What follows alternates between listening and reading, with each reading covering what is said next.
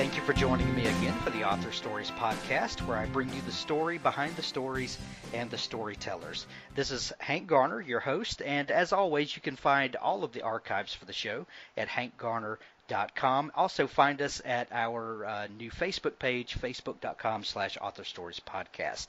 I'm very pleased to have on the show with me today, Nancy Kress, and I met Nancy through a mutual friend of ours, Ted Kosmatkis, who was on the show a couple of weeks ago, and had a really fantastic conversation with Ted. And Ted told me at the end, you've got to talk to Nancy, and it'll be one of the best times you have. So immediately, I thanked Ted, and I emailed Nancy immediately, and was fortunate enough to get her on the show here. We're a couple of time zones apart, so just bear with us if we have to get our minds together this afternoon. But thank you for coming on the show, Nancy. Well, thank you for having me, Hank. Sure. I begin every interview by asking a variation of the same question to each of my guests, and that question is, how did you become a writer? Was there a defining moment that you said, I'm going to be a writer? Unlike a lot of my friends, I didn't know quite young that I was going to be a writer. In fact, when I was a child, I thought all writers were dead. The writers that I was reading, like Louisa May Alcott and Zane Grey, were dead, and it didn't occur to me as a little girl that more writing was being produced. I considered it a finite resource like oil. And then later on, when I learned that there was more writing being produced, it still never even crossed my mind that I would be a writer. And I didn't start until quite late, almost 30. However, there was one defining moment when I started to tell myself stories, not to write them down, but just for my own amusement. And I was 7 or 8, I think, and my parents were giving a party. And I had been put to bed, not part of this party, it was an adult party, in the evening, and I didn't want to be in bed. I wanted to be out at that party. So I invented all the usual kid excuses. I need a glass of water, I'm hungry, I have to go to the bathroom. And finally, after about 3 or 4 episodes of this, my father got impatient, and he put me back to bed, and he said, I want you to stay in bed. Don't get up again. Just tell yourself a pretty story. And I did. My initial stories that I told myself when I was 8 mostly were Westerns, because that was what I was watching on television at that time. We weren't allowed a lot of television, but we were allowed Saturday morning, and there were a lot of Westerns. So I would tell myself stories in which I was a member of a gang that included Gene Autry and Tonto and the Lone Ranger and Hopalong Cassidy, and we all would go around having adventures. And I suppose you could say that that was the moment storytelling started, even if writing didn't start till another 2 decades. So even at that time when this creative spark was set off in you, you still didn't equate one with the other. No. That's amazing. Did it when your father gave you that admonition to tell yourself a pretty story? Did you realize then that you had an aptitude for it, or did it just come easy for you? Like, was there something born in there, or was this just something fanciful that you did and just didn't think anything else of it? No, I didn't think anything of it. I just did it for my own amusement, and I did it every night. It's how I put myself to sleep for possibly the next 30 years. Which is a long time to be doing this. It wasn't the same story. When I hit adolescence, the stories I told myself became much more romantic. And when I had a lot of history in school, they often took place in historical settings, the Civil War, the Roman Empire, or whatever. But no, it never occurred to me to write them down. I grew up in the 1950s and in a very conservative Italian-American family. And I remember my mother sitting me down when I was 12 and saying, do you want to be a teacher, a nurse, or a secretary? Because those were literally the only possibilities she could imagine for a girl. And I thought it over and said, I'll be a teacher. So I became a 4th grade teacher. And that's what I was. I taught the 4th grade quite happily for 4 years. Then I got married, and I had my children. And I started writing during my 2nd pregnancy. It was a difficult pregnancy. We lived way out in the country. My then husband took our only car to work each day. There were no other women my age at home during the day. They had all gone back to work. And I was going nuts. I had a toddler running around and a difficult pregnancy, and I started writing mostly to have something to do that didn't involve Sesame Street. Wow. So did writing become I don't like the word escape. It was an escape. Okay. Well, since you said it, I'll say it. In the same way that some people turn to reading. Oh, I had always read. I've never met a writer who didn't always read. Well, sure, but some people immerse themselves in other people's books, and writers do that as well. But then they turn around and build their own worlds. Yes, and since I had been building my own worlds since I was 8, it wasn't that difficult to move over. It was difficult, however, to do it right. My first stories, I would send them out, they'd come back. I'd send them out, they'd come back. After a year, one sold. After another year, another one sold. After a third year, roughly, another one sold, and then the pace began to pick up. And by that time, I was becoming really invested in it. But it was not planned, and it sort of crept up on me. Take me through that a little bit. You've got a toddler running around. What was the impetus for that first story that you said? How do you go from I make up these stories in my head to one day I'm going to actually put this on paper? Well, when the baby was sleeping and I wasn't throwing up from the second pregnancy, I just wanted to do something. I had actually tried embroidery and quilting, and neither of those felt creative enough. And since words were natural to me because I had always read everything, I was one of those kids, if there's nothing else to read, you read the back of the ketchup bottle. Right. So I would just sit down and started writing little stories. They came out science fiction. I don't know why, because although I had always read science fiction, I had always read everything. But they came out science fiction, and they always have ever since. Fascinating. Was there a particular story, be it science fiction or whatever, early on that really captured your imagination that you can remember? No, and in fact, the first stories were so bad. I don't even remember which one came first. I teach a lot, Clarion, Taos Toolbox, other workshops, and every once in a while, I'll give my students one of my very early, very, very bad stories, and in order to practice critiquing on, because there's no way they're going to hurt my feelings about these things. And they're so bad that we can talk about point of view and construction and any number of craft issues using these dreadful stories as jumping off places. That brings up a great question because I've talked to numerous authors about this, and the opinions kind of seem to be split down the middle. You're talking about teaching workshops and teaching other writers. Do you think writing and creative fiction writing specifically, do you think that can be taught, or is this a gift that you're born with? There are two aspects to writing. One of them is the imagination, the creativity, the insight into human beings, the passion, in the case of science fiction, for science or for fantastical worlds. And no, I don't think that can be taught. I cannot give my students more interest in words, more interest in fantasy, in different worlds, more insight into human beings, more imagination than they possess.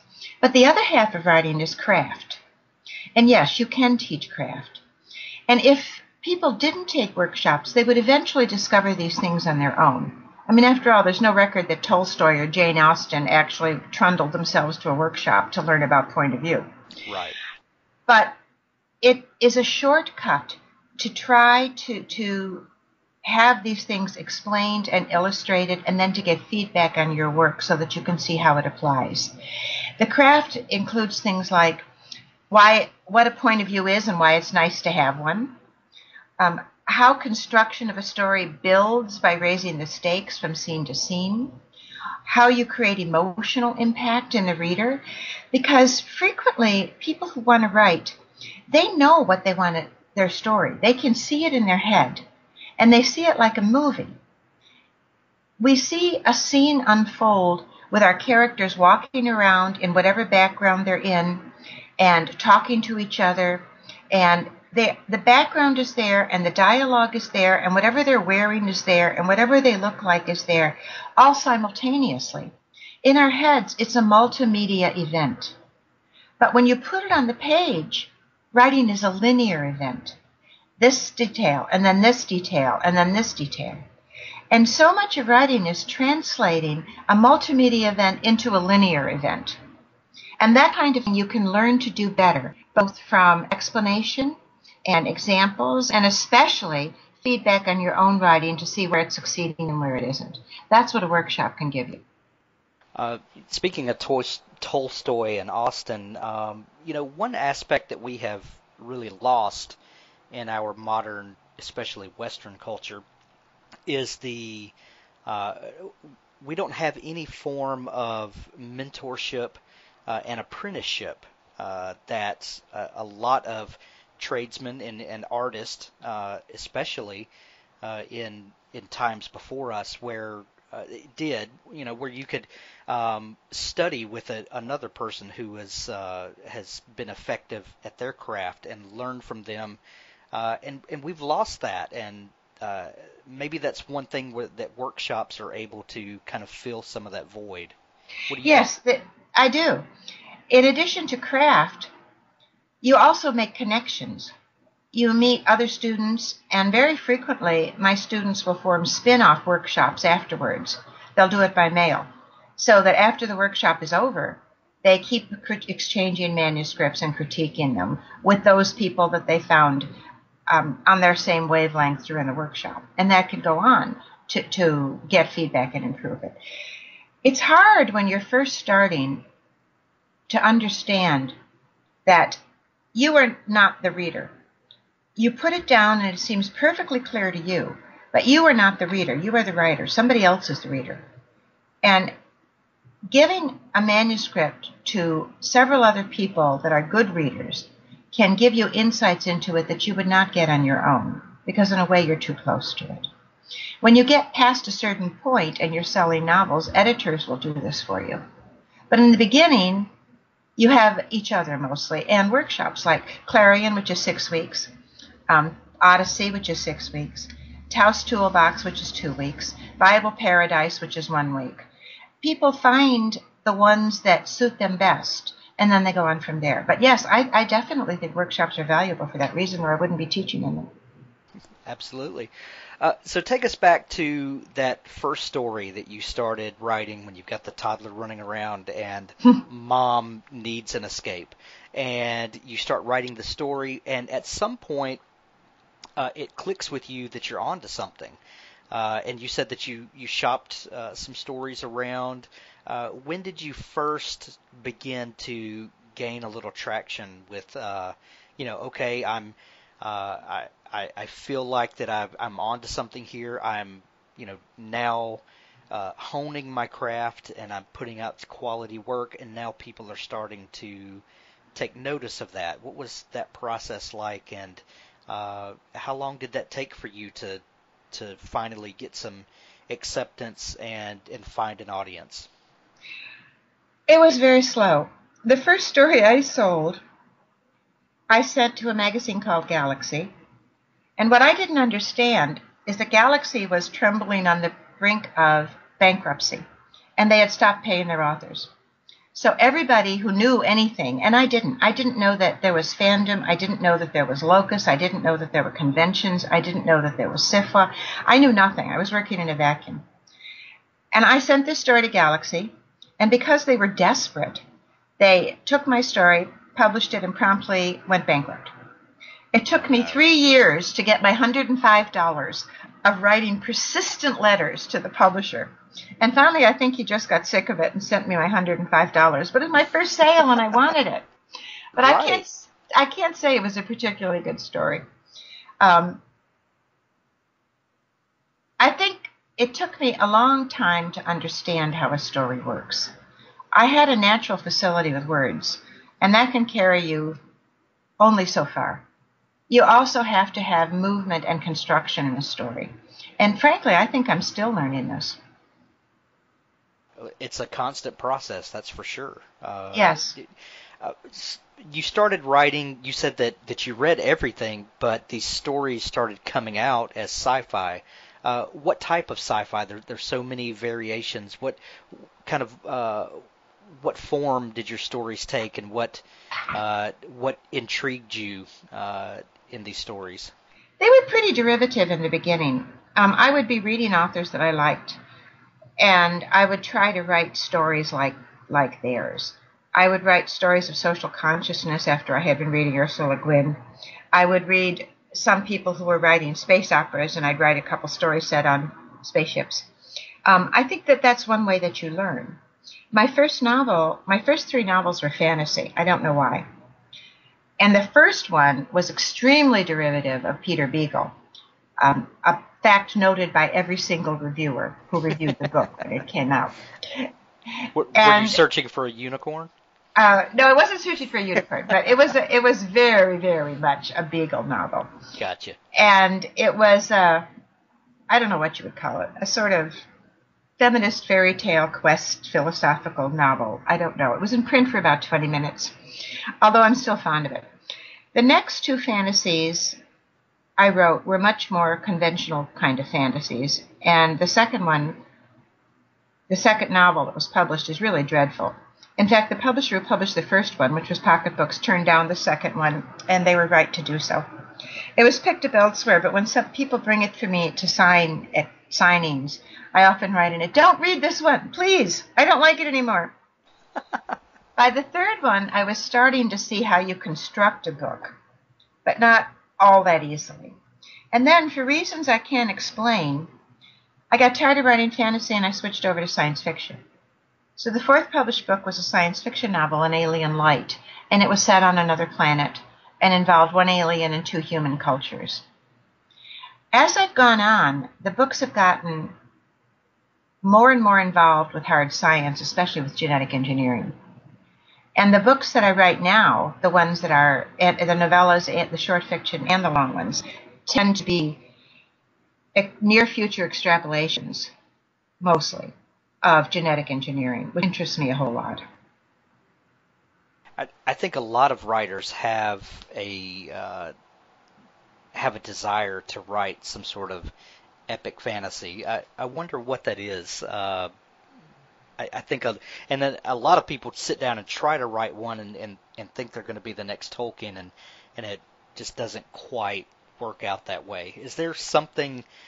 Is there a particular mind that just thrives at that sort of at those sorts of stories, and and becomes Brandon Sanderson, where the rest of us just don't get it? Well, I haven't read Brandon Sanderson, but I have read George Martin, The Game of Thrones.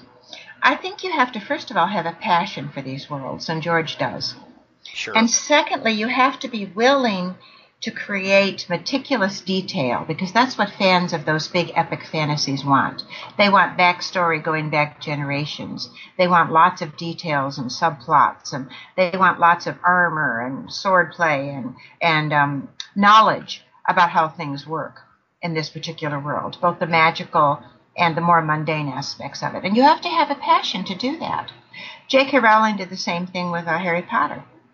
And that's one kind of mind.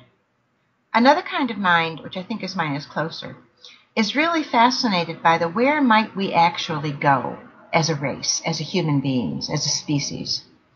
And that tends to take you more in the science fictional direction, which is what I've been doing. Yesterday's Kin, the novella that won the Nebula this year, is about as hard science as you can get. It's got actual scientists in an actual lab working on an actual scientific problem. At what point does science fiction become fantasy?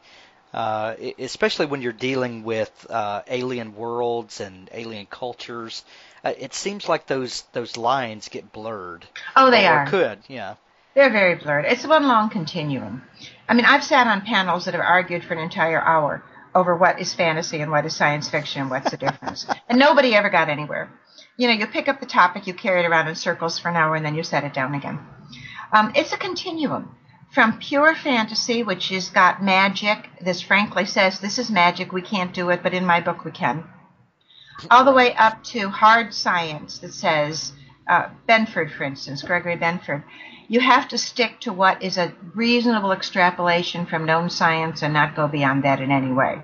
But there's all kinds of stages in between. And I'm not sure labels are particularly useful. Is the story interesting? Do you like it? I agree with you. I think we get really bound up in some of these labels and get too many factions, and I don't think that it helps. It surely doesn't help the readers in the long run. I think it only serves to continually muddy the water. But that's neither here nor there. And also, many of the craft elements, since we're talking about writing as a craft, many of the craft elements are the same in fantasy and science fiction. In commercial fiction, you need a protagonist that we can root for, although not necessarily in literary fiction. You need a certain building of tension. You need foreshadowing that is both artful and not too clunky. You need everything to come to a climax. The elements are the same in both fantasy and science fiction. True, and I started saying any good fiction, but any good fiction. Right.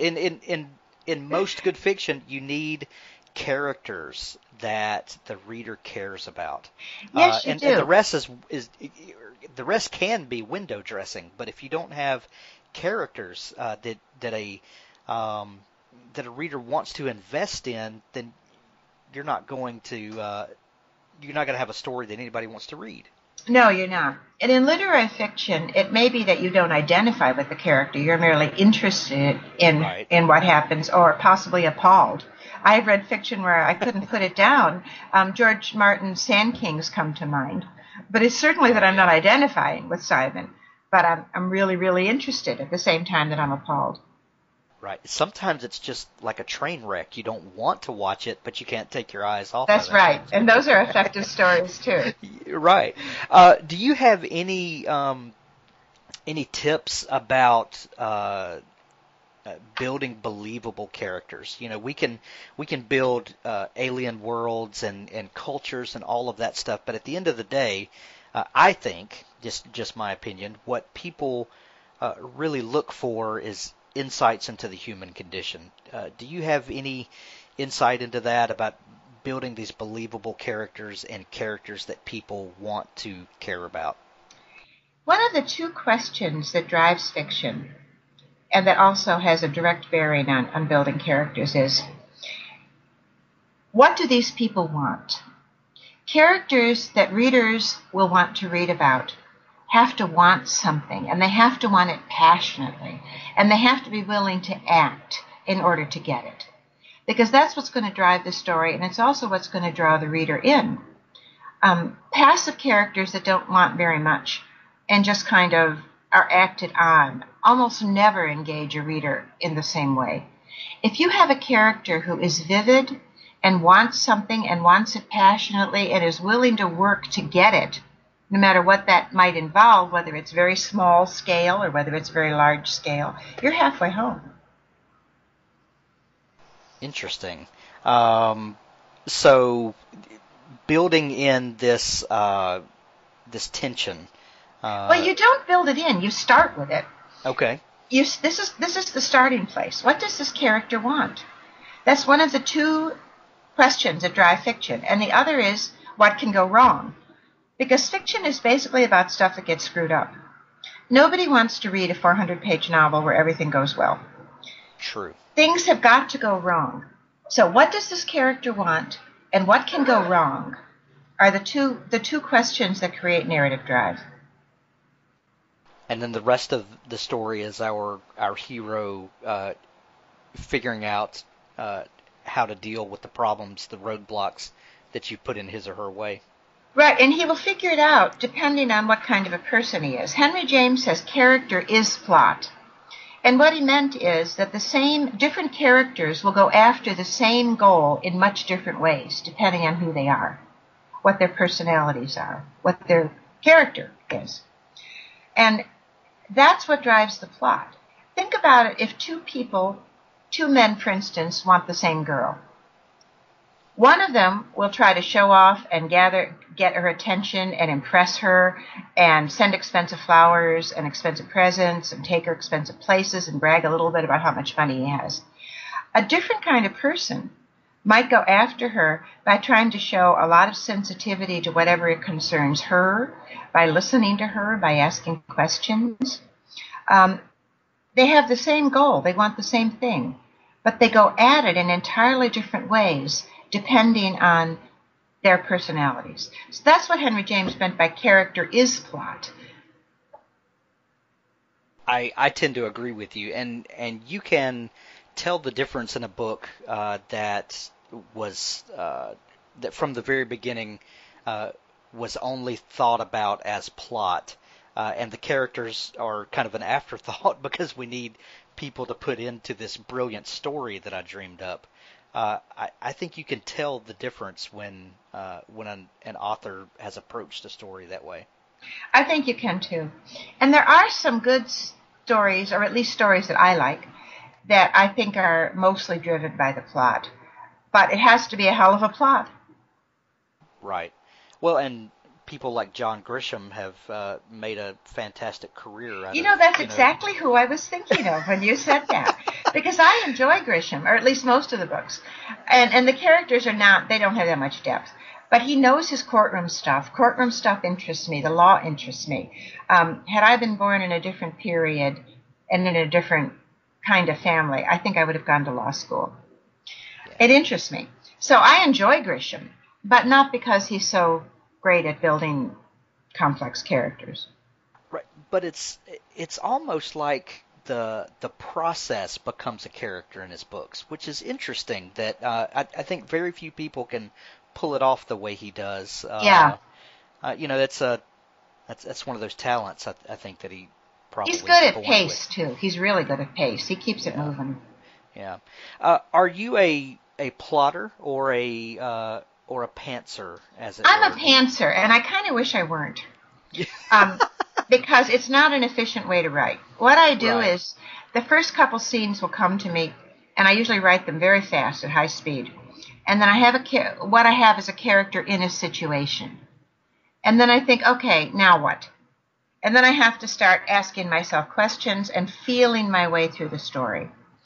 And about halfway to 2/3 of the way through, everything that I've set up will usually come together in my mind, and I'll see what seems the inevitable ending and what I want the story to do. But every once in a while, it doesn't come together. And then it just dies. I have a 400-page novel I'll never finish because it just died on me. Oh, no. I can't do it.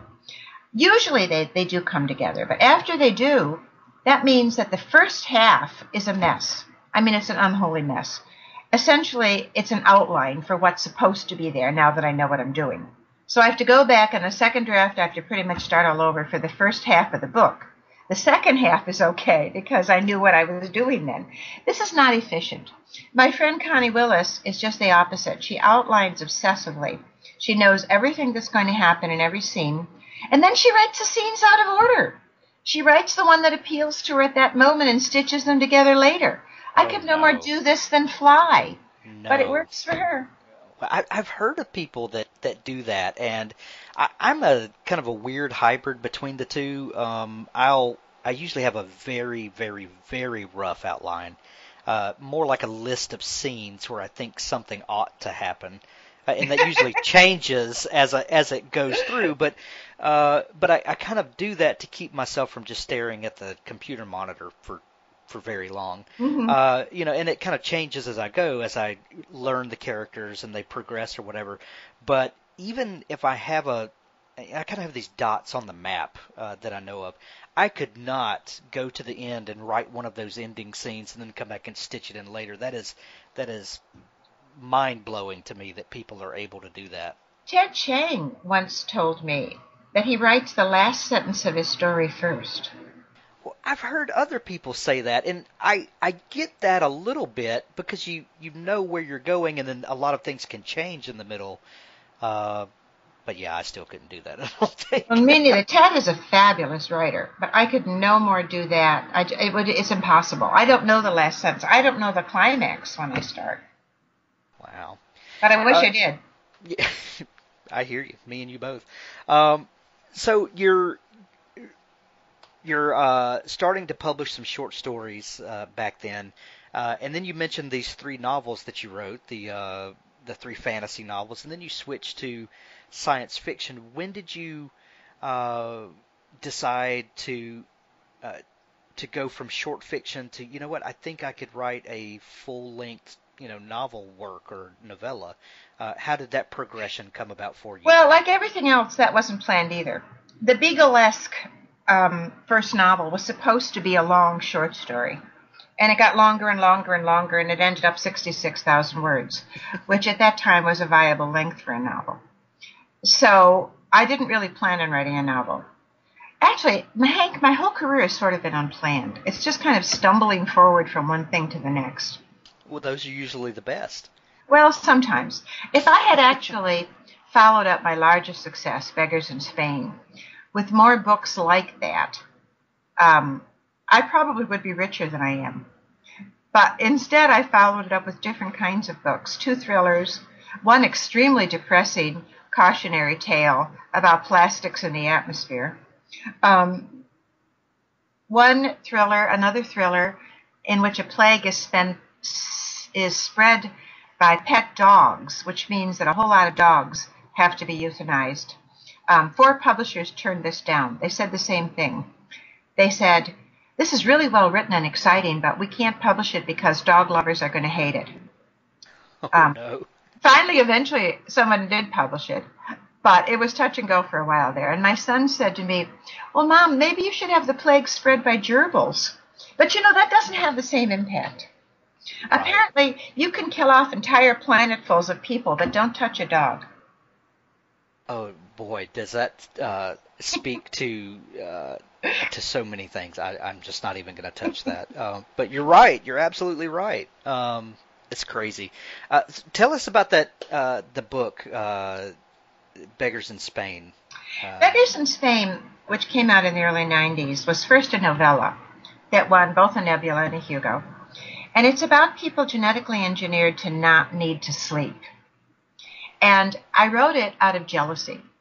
I'm a long sleeper. I need about 8.5 hours a night, or I just get cranky and don't function well. And I know friends of mine who need only 5-6 hours a night, and they just keep going along merrily. And they get more life than I do. So I wrote this novella, and then the novella felt that it wasn't done. After it had won the awards, I turned it into a novel. I carried the story through another couple generations. And then it still didn't seem done, so it ended up a trilogy. I swore I'd never commit trilogy, but in fact I've done it 3 times. I've never thought about people that don't need to sleep as much getting more life. Well, they do. Yeah, I mean you're right. I see that.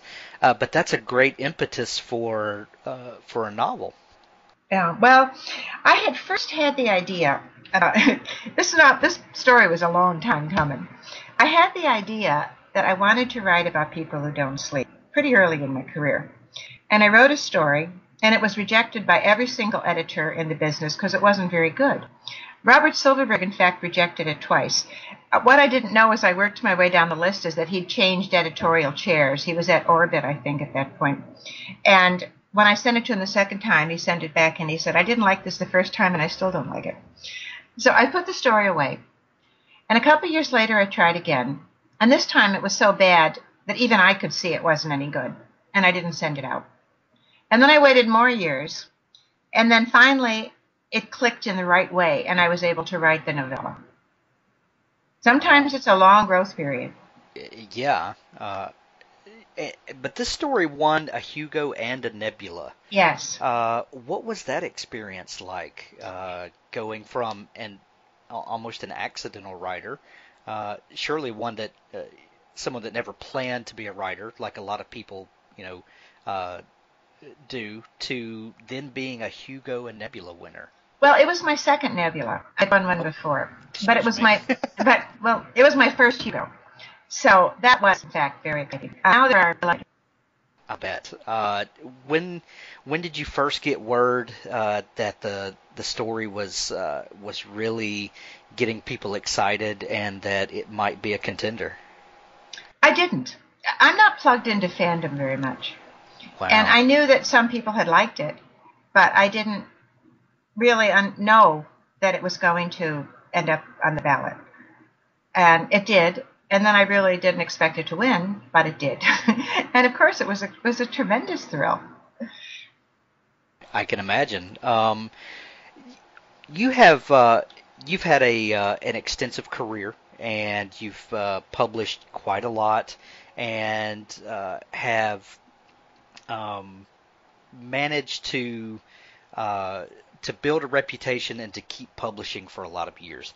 What advice would you give people uh, that are looking at writing? Specifically to deal with discouragement and criticism. Well, I think first of all, a lot yeah. of people won't stick with it because they can't deal with the criticism. Well, first of all, thank you for just saying a lot of years without actually identifying how old I am. I appreciate that. Well, It I has meant been that a as a whole. compliment. I promise. It has been a whole lot of years. Um, the thing you have to remember is that you're in it for the long haul. No one rejection, or even one little run of rejections, is going to be that significant in the space of 50 years. If you're really in this for the long haul, or even 20 years, if you're really in it for the long haul, you have to understand that some stories won't work or won't work as well. Some novels will go and some won't. Some will be critical successes but not sales successes. Some may be sales successes but the critics will hate it. This is just the way it goes in a career, and it goes that way in every career. George Martin was saying not too long ago when I saw him interviewed at NorwestCon, he was saying that Armageddon Rag, which is the book that he published before he published the Game of Thrones series, Right. did not do all that well.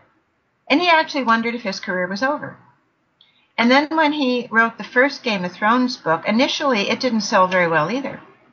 And it was because his publisher decided to take a chance on the second one. But then the series began to pick up, and of course we see where he is now. But every career is going to have its fallow periods. And you have to take the long view. That's one thing that you can do. And the other thing that you can do, and this is absolutely critical, and all of us fail at this, but you can try to talk yourself out of it. Don't compare yourself to other writers. Don't compare yourself to writers that you think are better or are more successful or are getting bigger advances or are getting more sales or were picked up by some editor you happen to admire when you weren't. This is your career. These are the stories you have to tell. If you focus on the stories and not so much on what happens to them, it actually goes better and it's less stressful on you. I know it's easy for me to say that from a position of having sold a lot of them. As Barry Malzberg said to me once, so sure, it's okay for you to say that rewards aren't important. You won a bunch of them. But in the long run, the truth is they're not. What's important is the story. And if you can concentrate on that, immerse yourself in that, become a part of that world, that story world while you're doing it, you'll enjoy the process more and the product will probably be better too. I think that's sage advice. It's hard to do. Yes, it is. And sometimes dealing with criticism is probably the toughest thing that a writer has to do, other than sitting down and actually doing the work. Then But criticism can also be tremendously helpful. sure it can. It absolutely can. Here's a story. When I was younger, I went to a workshop. It's still in existence, but I went every summer to a workshop called Sycamore Hill that John Kessel ran on the North Carolina State campus, which is where he was teaching, and in fact, where he still teaches. And there were 17 professional writers who would come and spend all morning critiquing each other's work and all afternoon reading the work for the next day and all night drinking a lot of wine arguing about science fiction. It was wonderful. One year I had brought a long story that I knew was not very good, but I'd run out of time, and it was the only thing I had to bring. because you weren't allowed to bring work that had already been published. The point was to get feedback and improve it. And one of the other critiquers that year, one of the other attendees, was Bruce Sterling. Bruce is a fabulous writer. He is one of my favorite science fiction writers and a fascinating person. He's not tactful. When it came to critique my story, Bruce said, "Well, Kress, this is a pretty good thing of its kind, but unfortunately its kind is totally obsolete and you're just rearranging decorations on a moldy literary cake." Ouch. Then it went downhill from there.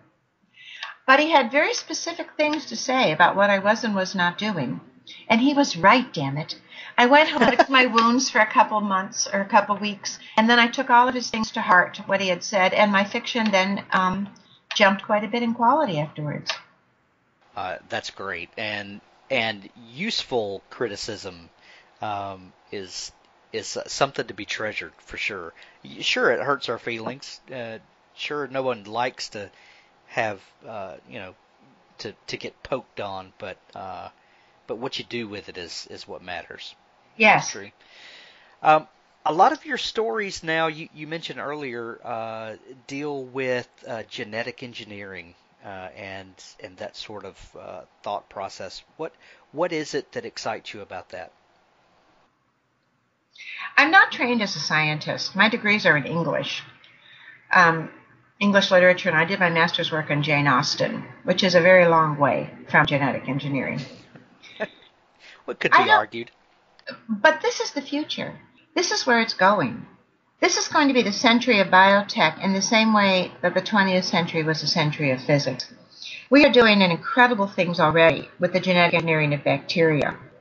And if it weren't for the political and patent restrictions, we could be doing more with crops as well.